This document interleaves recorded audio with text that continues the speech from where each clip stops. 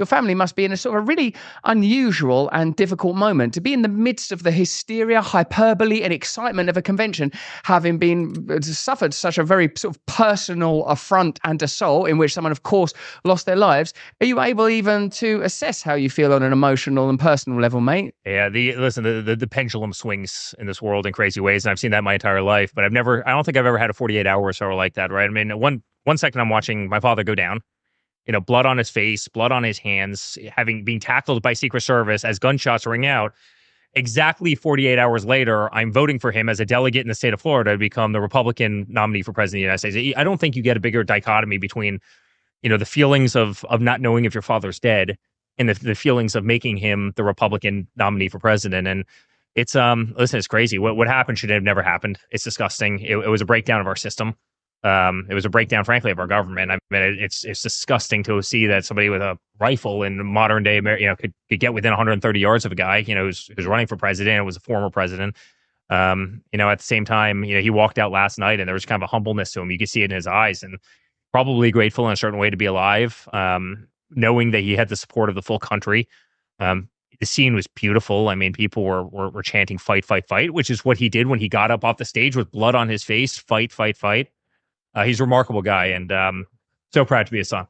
Well, of course, it must be a complex and extraordinary thing to be a child of Donald Trump, in particular at this moment where now it seems all but a foregone conclusion that the Republican Party will win in November, unless, as some people on the periphery of the culture claim, there might yet be further events of this nature. Whilst it is sort of an extraordinary sort of celebration, and as you say, a kind of coming together of America, even though it would be naive of me not to acknowledge, because I go on the internet, that there are still sort of, it seems at least, because they might be small, maybe these are small vocal groups. Yeah. I sometimes wonder that constituencies of people that before would never talk about conspiracy theories going, this is a staged event that, in which someone, of course, lost their life tragically defending and protecting their family. It must be astonishing. And as you said, to go the vicissitudes of the terror of thinking you're going to lose your father to the excitement and overwhelm of seeing him officially become the Republican candidate. Do you really believe that this party and this movement is capable of creating unity, or do you think that there might be an appetite for a kind of victorious admonishment of the vanquished? Yeah, well, listen, I certainly hope so. I was on CNN last night, and that's for me, that's walking into enemy territory, right? Because every time I've ever gone on that network, they treated me like hell. I went on NBC. It was walking into enemy territory. Every time I've ever gone on the network, same thing. They treated me like hell. Last night, the respect I was showing on CNN was unbelievable. Really? The respect I was showing by Savannah Guthrie on NBC was incredible. And I actually said to both of them, Caitlin Collins and Savannah, I go, wouldn't this be nice if this was a world where, you could have real meaningful dialogue without the personal insults with it? Shouldn't this really be the recipe for politics in this country? I mean, isn't this nice? Aren't you refreshed? I'm certainly refreshed. And they both commented that was the nicest, it was one of the nicer interactions that they had. And I would love to have that be the dialogue of this country. It's gone way too far. Politics has become too personal. It's become too rough. And hopefully this can be a reset. I mean, that's my hope.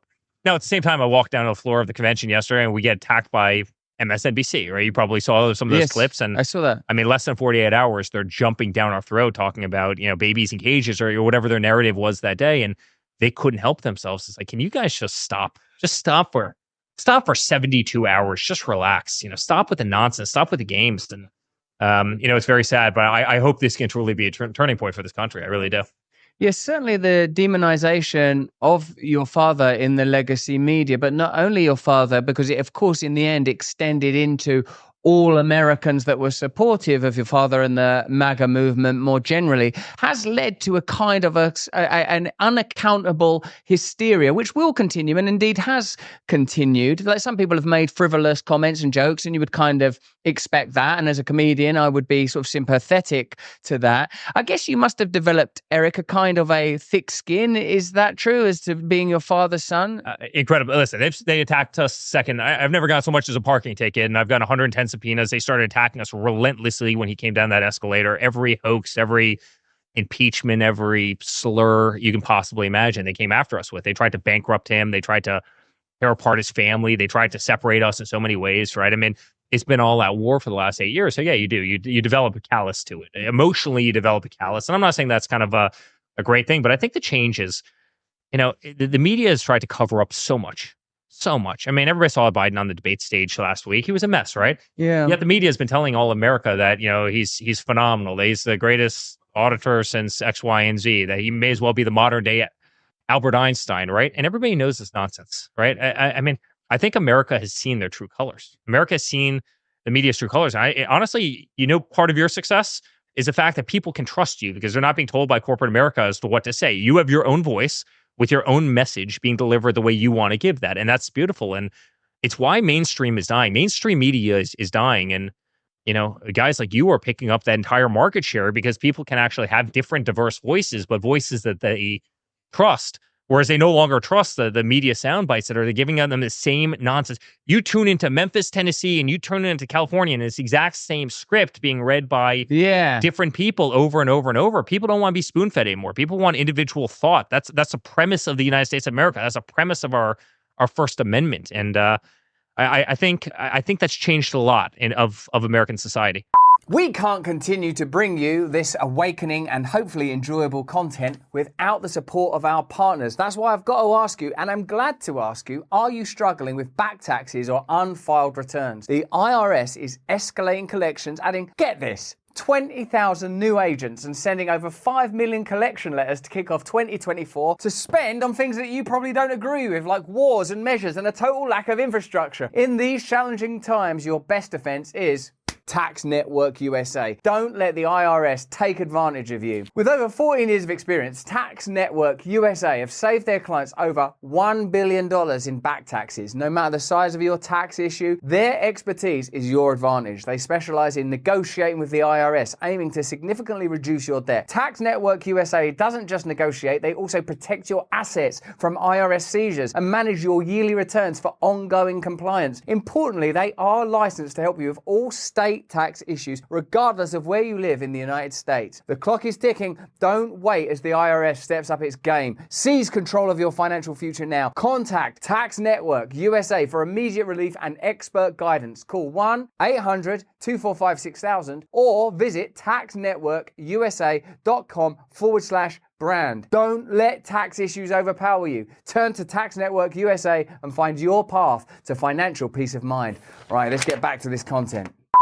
I wonder how you feel about the emergence in online spaces now of conspiracy theories from both sides around the assassination attempt on Donald Trump. A lot of people questioning the nature of the security and suggesting that the conditions were created for the shooter to have an advantageous position. But then on the other side, on the left, people are, honestly, I've seen it myself, suggesting that this is a sort of an in-house false flag event. And when it happened, I thought, I bet we'll see people on the establishment left now saying, aha, this is a conspiracy theory. What is the difference between the kind of healthy debate that you're describing, where people can sort of talk together about creating a unified country at a time when it's needed, and this ongoing absolute suspicion of everything, where some people think, oh, this is another CIA assassination, where people think, oh, Trump has done this as part of a political maneuver? And how do we ever bring about unity when there is such disparity? Yeah, so a couple different tracks here. One is, do I believe that whether or not I agree with what you say, whether or not what you have to say is ridiculous, whether or not what you have to say is offensive,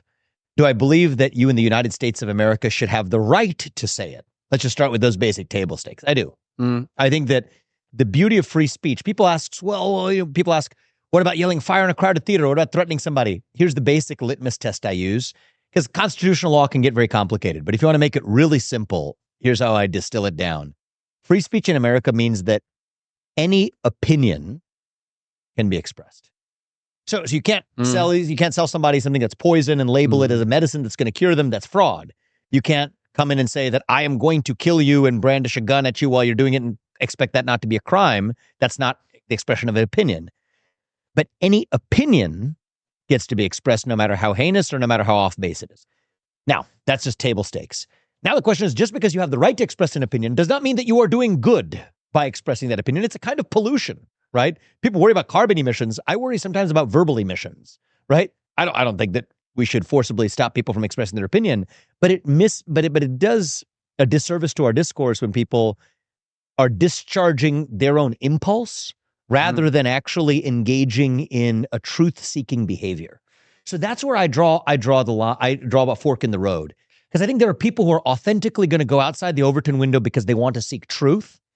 And then there are people who are really just engaging in a kind of personal impulse, like a discharge, right? The discharge of oral diarrhea or the equivalent of a disgusting bodily fluid like ejection of words, right, is not helpful. I understand. So that's a distinction I draw. A kind of involuntary ejaculation of almost psychic trauma, because to watch what's happening in the space online now, and I'm fascinated and grateful, in fact, that in addition to the great platform we're on now, Rumble, there is a platform like X, because I think a pre-Elon X would have certainly censored much of what I've seen on X since the assassination attempt. People saying he shouldn't have been able to get to that building. Why has this kid got no social media footprint? Who's that woman in the black hat in the background? Why were the Secret Service moving people immediately prior to the event? But what we're sort of seeing now, and what I think is extraordinary in this environment of mistrust and this impulsive discharge where people are almost incapable of addressing what their own alliances, own bigotry and own biases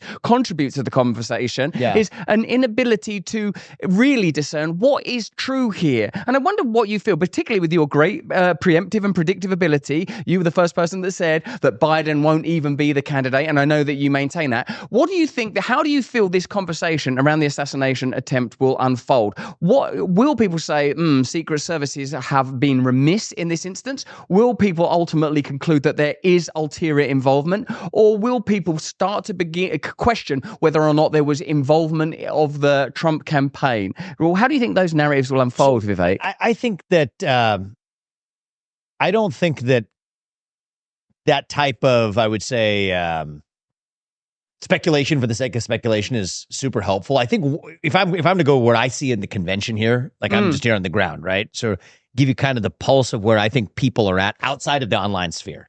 Because I think there is a bifurcation here. And I think, as there is in so much of modern life, between what we see as internet dialogue behind avatars of people who are not really expressing their own opinion with the attached accountability of who they are, versus people in the real world. What I'm seeing here in the 3D real world is slightly different for what people are taking away from the last 3 days. Is I'll say what I think needs to be done. We need to get transparency of how this kind of Secret Service failure could have happened, how this type of security failure could have happened. There needs to be accountability. There needs to be transparency around that.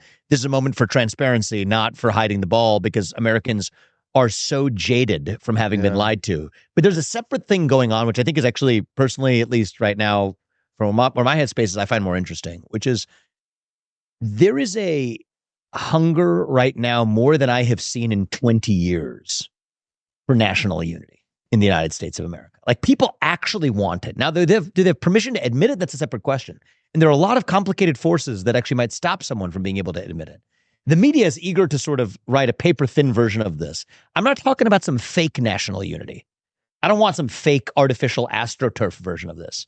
But I'm talking about the deeper, real thing, where if that had been literally 1 centimeter on a path that was different in a different direction, a hair's breadth of a difference, that would have been a seismic change for the worse, not only in U.S. national history, but in world history. And so if you're rare, in one of these rare occasions, given this chance, 9/11 was a chance that many people said, okay, the United States of America was united on the back of 9/11. Well, that was a tragedy. This was a near tragedy, and I don't want to take away from the importance of the one family who did die, but this was a near national tragedy for the U.S. history. And so I think this is one of those moments where I hope people feel a civic sense of responsibility to take a step back and say, I think I care about the United States of America, but why? And understand that. And I think that that's what I'm most interested in right now, is watching a little bit of the evolution of a lot of people here. I think I'm feeling it on the ground here, who are hungry for that kind of national unity, but are a little bit constrained in the context of an election to actually be able to step up and say it, which I find fascinating, because I think there's a lot of psychological forces that, constrain people from being able to admit it, but I think they're hungry too. Hey, thanks for watching. If you want to see more uncensored content where free speech can flourish, join our live stream. Click the link right here to watch the next video if you want to, or become a member of a growing movement. Download the Rumble app and you'll be informed every time we make a new piece of content. Stay free.